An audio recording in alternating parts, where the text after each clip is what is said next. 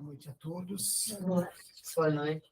Queridos amigos e amigas, catanduvas, sempre espírito, amor e caridade. É sempre uma alegria muito grande nos encontrarmos aqui para reflexões, para meditarmos, pensarmos juntos, estudarmos, né, sobre as questões importantes da vida que o Espiritismo nos apresenta de forma tão fantástica, tão esclarecedora, tão simples, nos convidando sempre para a mudança, para o conhecimento, para a reflexão.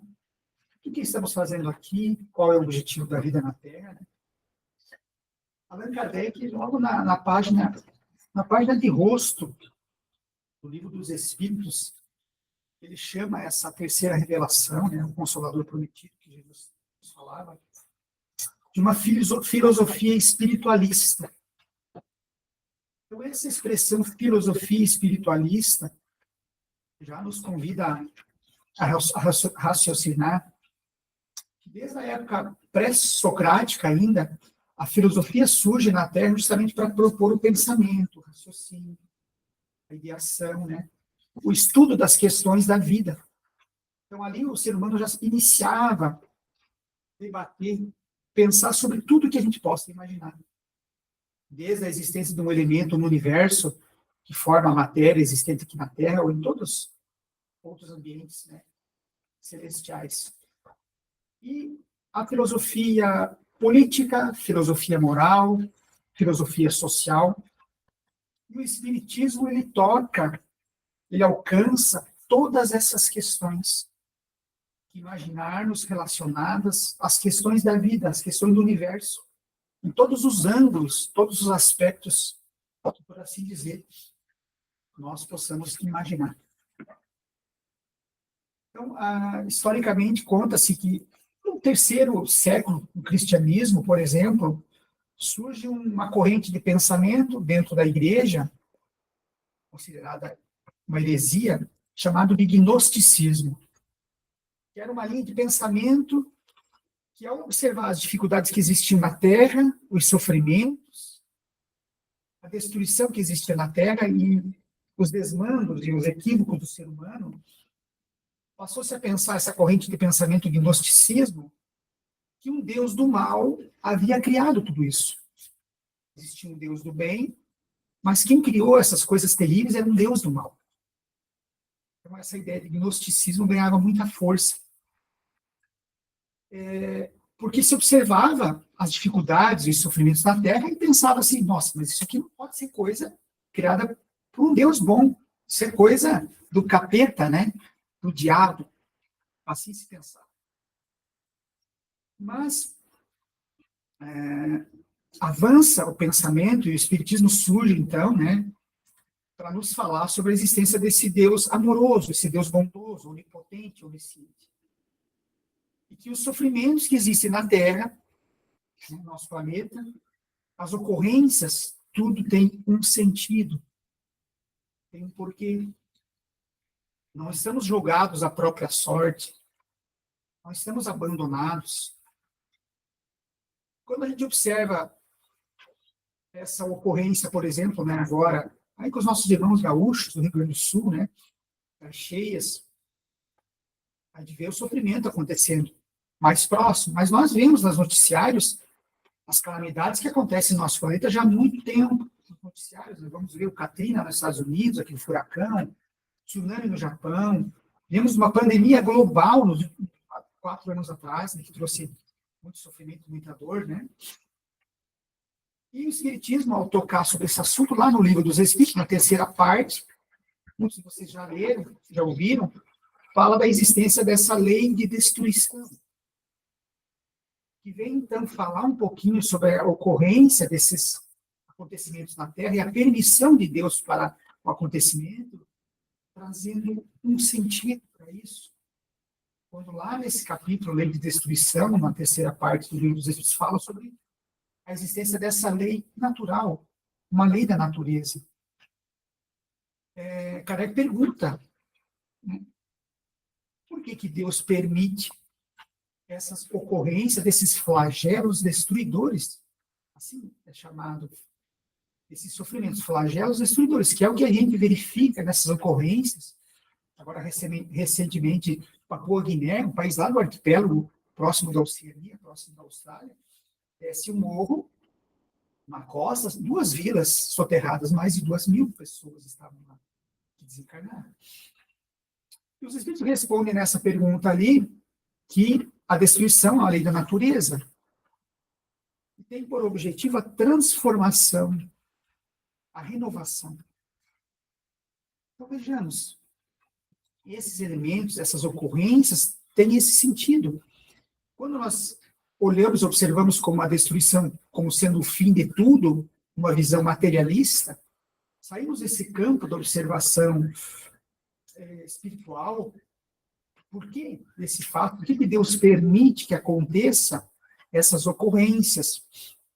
Então, eles falam com o objetivo dessa destruição para a renovação, que é o melhoramento dos seres vivos. O melhoramento dos seres vivos. Então, o que nos faz a gente pensar e raciocinar com essas informações que o Espiritismo nos traz? E Jesus já falava que no mundo tereis aflições, Jesus, na passagem do Evangelho, fala sobre isso. No mundo tereis aflições, mas eu venci o mundo, porque ele justamente nos falava dessa vinda para o mundo físico, tendo um sentido de vencer tudo isso. E o maior obstáculo que nós temos é dentro de nós, não é algo exterior, é dentro. E nessas destruições, nesse renascimento, e nós retornamos para o mundo espiritual, na ocorrência da morte, retornamos para o mundo físico, nas reencarnações, com esse objetivo desse melhoramento, desse progresso. Então, o Espiritismo nos convida a mergulhar nesse entendimento de que as dores e sofrimentos, elas têm uma proposta. Vamos pensar sobre aquele... mas por que esses espíritos estão naquela ocorrência, naquela situação, naquele lugar? Seja num deslizamento nesse país, seja numa calamidade naquele país. Por que eu, num arranjo reencarnatório, estou lá naquele momento, passando por aquela dor? Tudo tem um sentido, né? Ou é algo provacional, os espíritos vão falar das provações, são coisas do hoje, que nos convidam a passar por um obstáculo, uma situação difícil na vida. E quantos de vocês já não passaram nessa existência por alguma provação?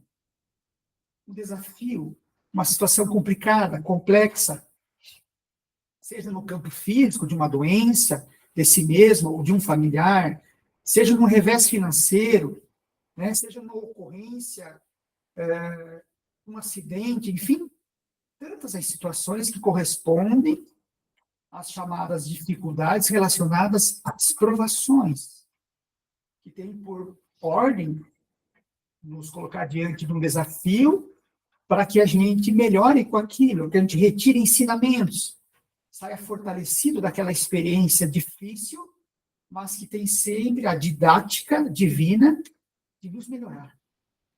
Saímos de lá mais fortalecidos, mais preparados. Sendo que o contrário disso, o desespero e a revolta, que é o ponto contrário a uma experiência de provação, onde nós necessitamos buscar fortalecimento, seja num ombro amigo, de um companheiro, de um conhecido, seja numa prece ao alto, buscando socorro, amparo e fortalecimento, seja desenvolvendo em nós, com reflexão, com estudo, esse estado de resignação, de resiliência e fé robusta, para que possamos passar esse obstáculo. Nessa ocorrência do Rio Grande do Sul, de tantos locais afetados, a Félix, que é a Federação Espírita do Rio Grande do Sul, ela teve a sua área invadida pelas águas. Então, a livraria, o estoque de livros, enfim, a estrutura da Félix foi tomada uma boa parte pela água. E depois, nos outros dias, quando a água baixou, as pessoas foram lá fazer o trabalho de limpeza, né? E um dos livros que foram encontrados, que foi muito divulgado na internet, ele tem uma página aberta, e foi tirada uma foto de uma página desse livro, uma página que dizia que mais ou menos assim, que o problema deve ser superado. obstáculo deve ser superado. Mais à frente nós vamos poder entender. O que quer dizer isso? Às vezes um problema que surge nos chama para a superação. Naquele momento é preciso força, coragem, empenho e trabalho para passar por esse obstáculo. O entender completamente aquilo, mais à frente nós vamos entender. Hoje, talvez, a gente não consiga entender tudo o que a vida nos chama, o que a vida nos pede. Mas tenhamos calma e tenhamos paciência. O entendimento nós vamos ter mais à frente. Mas o Espiritismo nos propõe reflexões importantes, compreendendo e sentindo a presença desse Pai Celestial nas nossas vidas, que nos ampara, que nos envolve e que nos fortalece nos momentos mais difíceis. Temos um anjo guardião, né? O Espiritismo assim nos revela essa realidade que, ao reencarnarmos na Terra, todos nós temos, do nosso lado, um anjo guardião, que é um espírito incumbido da nossa orientação. É mais ou menos assim, é algo tão belo isso, tão grandioso, que quando nós olhamos aqui na Terra, por exemplo, uma família, qual que é o sentimento de uma mãe para com os seus filhos? Se não é um amor assim absoluto, né? Um amor de orientação, de proteção, de encaminhamento pelo melhor caminho. Então, vejamos que aqui na Terra nós temos esse anjo guardião, que é o familiar lúcido, né? O pai e a mãe, conscientes dessa missão, desse dever. Lá no Livro dos Espíritos também vai falar que a maternidade e a paternidade é uma missão e um dever. Então, imaginemos a existência desse espírito incumbido com essa tarefa de orientar alguém numa encarnação, num processo, numa transição na Terra, com esse objetivo de melhoramento e progresso. Então, esse espírito veio resolver todos os nossos problemas? Não, não é isso. Que a missão é nossa, a tarefa é nossa. Mas a sua incumbência, o seu esforço, o seu trabalho, é de nos levar às intuições, às sugestões a nível mental, para que nos momentos mais difíceis nós possamos tomar a melhor decisão, seguir sempre o melhor caminho, uma decisão que nos cabe, mas essa intuição sempre nos orienta dessa forma, fazer as melhores escolhas, que vão nos propor o melhoramento e o progresso. Então, nós temos à nossa disposição, diante dos conflitos da vida, sejam quais forem, nós temos recursos. E talvez um pensamento parecido com esse gnosticismo lá do século III, esse Deus não existe nada, cada um por si. Estamos sozinhos, jogados à própria sorte. Logicamente que precisamos entender que nós temos capacidades, nós temos potencialidades. As nossas decisões têm uma força muito grande. Então, estejamos sempre preparados, fortalecidos para tomar as melhores decisões, as melhores palavras, seguir o melhor caminho. Mas também essa confiança de que temos, sim, essa orientação. Temos esse socorro que, nos momentos mais dramáticos, mais complexos, surge, às vezes, de forma muito sutil, mais grandiosa. Vocês já devem ter ouvido os relatos nessas ocorrências das enchentes. Muitos partiram diante dessas ocorrências, que não por acaso, às vezes, estavam naquele momento, naquele lugar, passando por aquela dificuldade, né? Hoje são os irmãos gaúchos, amanhã pode ser nós em alguma situação, em algum evento, né? Uma ocorrência, em que precisamos estar lá. Por isso a necessidade de estarmos sempre confiantes, né? Esse amparo divino. E muitos desses que passaram por esses momentos e que o desencarne não chegou, relatam como que o utilizavam esse recurso da fé, da prece, da força e a coragem nos momentos difíceis. Uma senhora, né, que revela que ela foi conduzida quilômetros de distância, ficou agarrada numa árvore durante mais de um dia. Agarrada. Sem ter noção de se existiam pessoas próximas, quando que alguém ia socorrer, enfim. Mas ela fala que o que ela acionou naquele momento foi o recurso da sua prece, da sua oração, da sua força para se sustentar, ter energia suficiente para se manter lá firme. Né? E ela, diabética, né, tinha necessidade do açúcar, então ela se coloca em oração e prece, pedindo amparo, pedindo socorro. E de repente, no meio da água, desce uma laranja. Desce uma laranja. Né? Ela retira aquela laranja, descasca ali e suga a laranja. Então, aquilo dá um alento. Alguém diabético precisa do açúcar, né? Então, aquilo ali, naquele momento, aquela laranja que veio na água, desceu pela água, segundo ela relatando lá na cama do hospital, um repórter, foi uma resposta, né, dessa prece, rogando alto esse amparo para que ela se sustentasse mais um tempo ali, caso não fosse momento dela partir, né? E precisamos entender que, às vezes, em algumas situações, chega o momento daquele indivíduo, daquele familiar, de nós mesmos, o momento do retorno ao mundo espiritual. E, diante disso, né, o tema da nossa exposição proposta era essa perspectiva do futuro. Essa expressão está no livro Céu e Inferno, que é uma das obras básicas da doutrina espírita, que nos traz informações muito preciosas sobre essa continuação da vida, né? Sobre esse experienciar no mundo físico e a continuação no mundo espiritual da nossa existência. Não deixamos de existir. A vida continua, a vida segue, porque o espírito é imortal. Então, no capítulo 2º dessa obra, tem como título Temor da Morte. E ao item 10, tem que Kardec intitula assim: Por que os espíritas não temem a morte? Logicamente que esse não temem, em que se usa essa expressão, não é que o espírita não tem...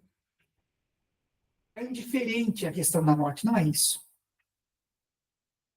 O espírita não liga se alguém, algum familiar, algum conhecido, algum amigo, perde a sua vida física. Logicamente que não é isso.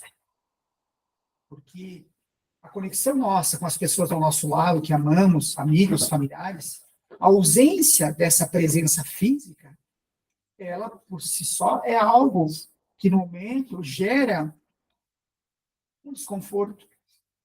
E somos seres humanos, né?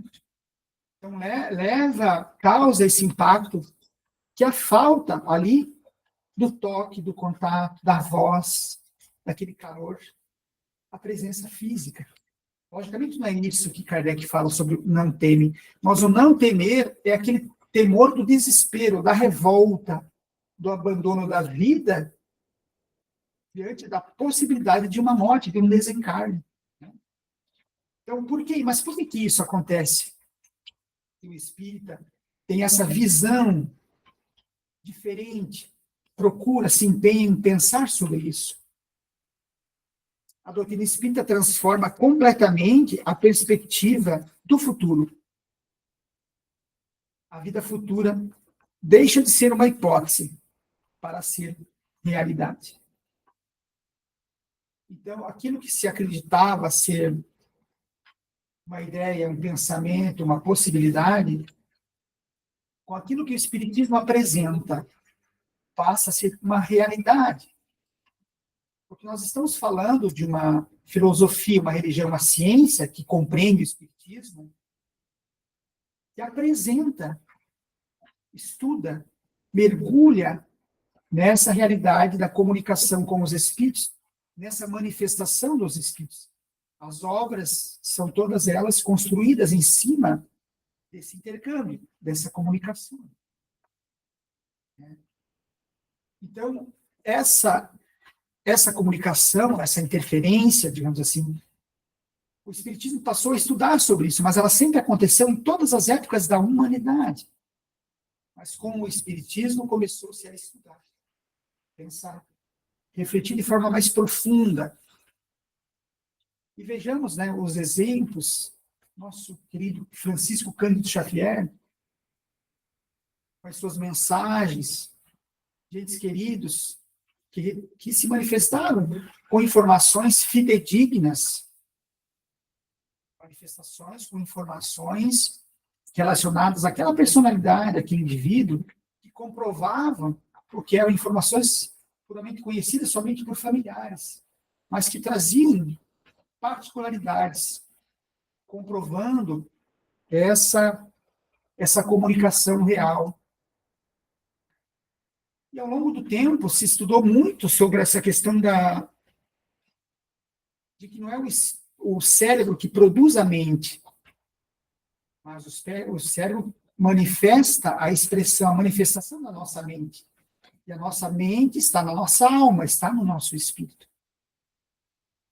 Tanto é que isso até é algo de uma revista muito conhecida cientificamente, a The Lancet, conhecida no mundo. Ela publicou alguns anos atrás um artigo de um médico, um cardiologista, que ele conta um fato de um paciente que ele atendia e que chegou no hospital, assim, praticamente morto, né? Os sinais vitais praticamente já não acontecendo. Foi atendido. E depois que esse rapaz foi atendido, alguns dias depois, ele volta para o quarto. E esse rapaz, então, ele conversa com o enfermeiro pedindo para ele, dizendo para ele que ele tinha tirado, quando ele chegou nesse hospital, tinha tirado a dentadura dele e tinha guardado numa gaveta, em que ele dizia onde estava a gaveta. Mas como que se ele estava lá em coma, ele sabia que a dentadura dele tinha sido guardada dentro daquela gaveta? Porque ali havia aquela projeção do espírito. Havia a alma, havia se desprendido do espírito, e ela verificava e visualizava aquilo que acontecia, porque não havia desencarnado, não havia rompido os laços materiais do perispírito com o corpo físico. Então, é um artigo publicado numa revista científica, falando dessa experiência de quase morte, onde há uma comprovação de que é algo que não está restrito somente ao corpo físico. Nós temos uma alma, temos um corpo espiritual. Enfim, é só um exemplo dentro de tantas outras coisas que, ao longo do tempo, comprovam, digamos assim, essa nossa natureza espiritual. Nós somos espíritos, nós somos alma. Eu estou passando por uma experiência de Oneide nessa encarnação, mas tive muitas outras experiências no passado, em outras vidas. A personalidade de cada um de nós, ela é construída em torno dessas experiências, desses momentos.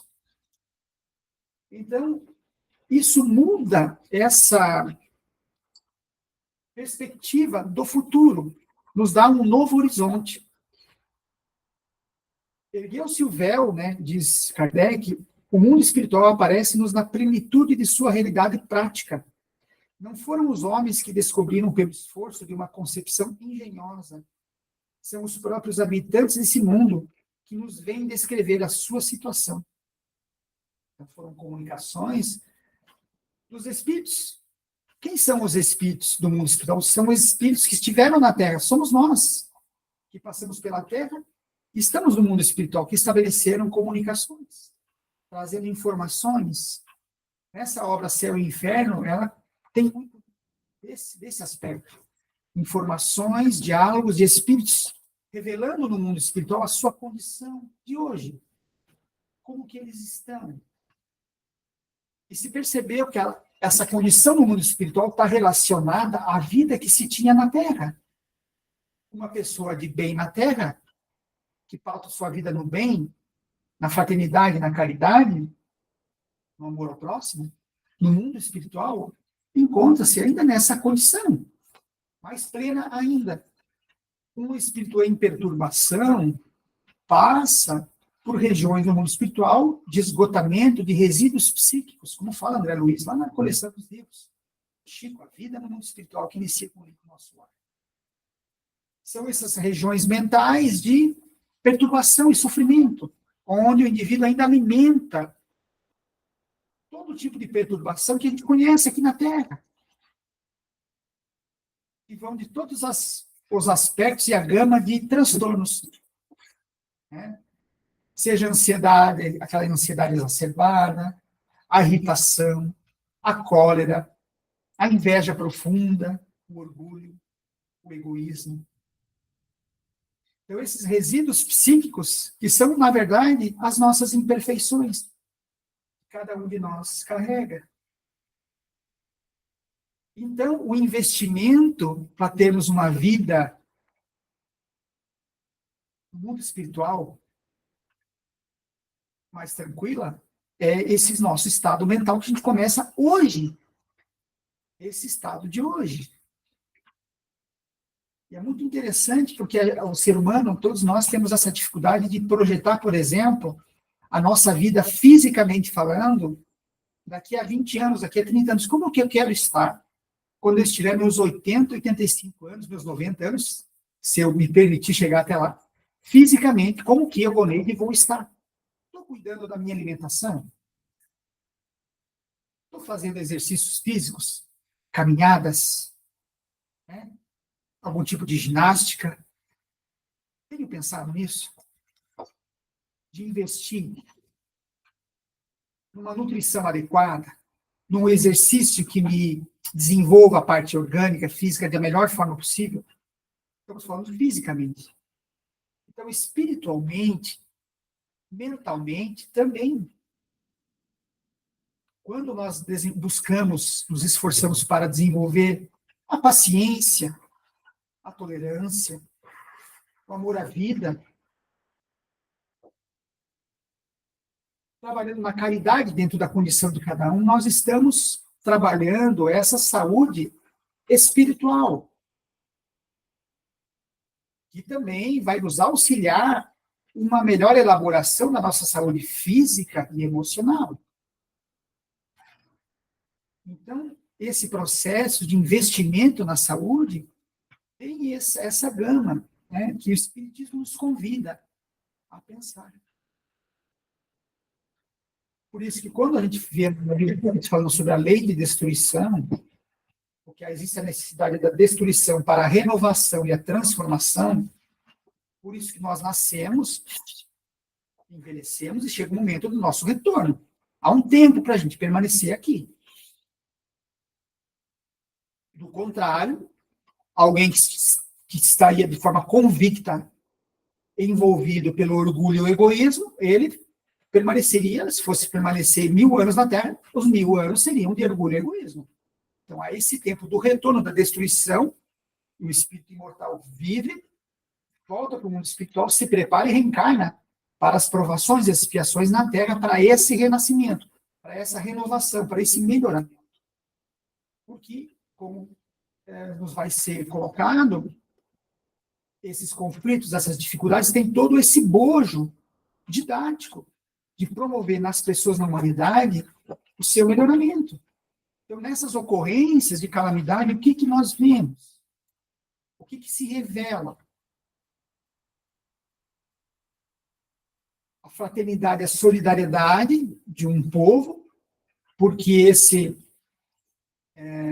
chamado não é somente para o povo daquela região, mas para as pessoas que estão próximas. Como que eu posso ajudar? Como que eu posso contribuir? Como que eu posso colaborar? Então, a gente vê, assim, voluntários se dirigindo até lá. Alguns profissionais na área da saúde, bombeiros, médicos, psicólogos, veterinários. Muitos não conseguem estar lá. Mas como é que eu posso ajudar? Uma colaboração financeira dentro da condição de cada um. Roupa, alimento. Ah, mas eu não posso, eu não tenho condições. Uma prece, uma vibração, uma oração. Né? Então, isso sensibiliza e movimenta corações que prestam esse socorro. Porque eu passo a entender, tocado diante dessa dificuldade do meu irmão, muito próximo, que está sofrendo, e eu preciso, porque eu posso estar numa condição difícil amanhã, e vou precisar de socorro, vou precisar de alguém que chegue até mim e socorrer e me ajudar. Porque nós somos seres gregários, vivemos em sociedade. Comigo está tudo bem, está tudo certo comigo. Mas se o meu irmão próximo sofre, né, isso é muito comum. A gente às vezes está feliz, tudo, mas tem alguém que a gente gosta muito, que não está bem. A gente se preocupa, faz uma ligação para ver como é que está. Está melhorzinha? Está tudo bem? Porque a gente fica inquieto, porque essa pessoa, seja um familiar, seja um conhecido, seja um amigo, está sofrendo por algum problema. Isso nos toca. Isso é bom, porque sai do campo do egoísmo, assim, comigo está tudo bem, está tudo resolvido. Não. Esse sentimento de aproximação, de alcance do outro, porque eu não quero só eu estar bem, eu quero também que o meu próximo, aquele que está próximo de mim, também esteja numa condição melhor. E vou fazer aquilo que está ao meu alcance, dentro das minhas condições, para auxiliar.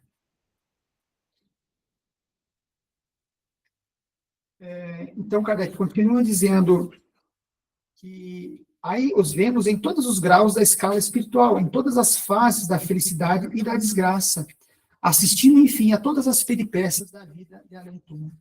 É isso porque os espíritas encaram a morte calmamente e se revestem de serenidade nos seus últimos momentos sobre a Terra. Já não é só a esperança, mas a certeza que os conforta. Sabem que a vida futura é a continuação da vida, terrena em melhores condições, e aguardam-na com a mesma confiança com que aguardariam o despontar do sol após uma noite de tempestade. Então, se a tempestade chega nessa noite, e assim é na vida, às vezes chega uma tempestade, dá aquela impressão de que tudo vai se acabar, mas essa certeza que Deus nos traz, e a vida apresenta isso, que no outro dia, o sol pela manhã, não tem jeito, ele vai brilhar. Então, nas dificuldades da existência, precisamos ter essa concepção. Vou suportar com confiança, sem esmorecimento, sem desespero, trabalhando, me esforçando, mas eu sei que esse esforço, esse trabalho, assim, essa minha movimentação, vai ter um resultado. Isso vai passar. Não quer dizer que o Espiritismo nos fala que nós não vamos sentir dores. Claro que não. Sentimos dor. Sofremos. Precisamos, às vezes, das lágrimas, o choro, mas nunca o desespero. Talvez uma das coisas mais fortes, mais profundas que o Espiritismo nos traz, nos convida, nos chama, é mesmo que eu sofra, que eu chore diante de uma situação, mas que eu não me desespere.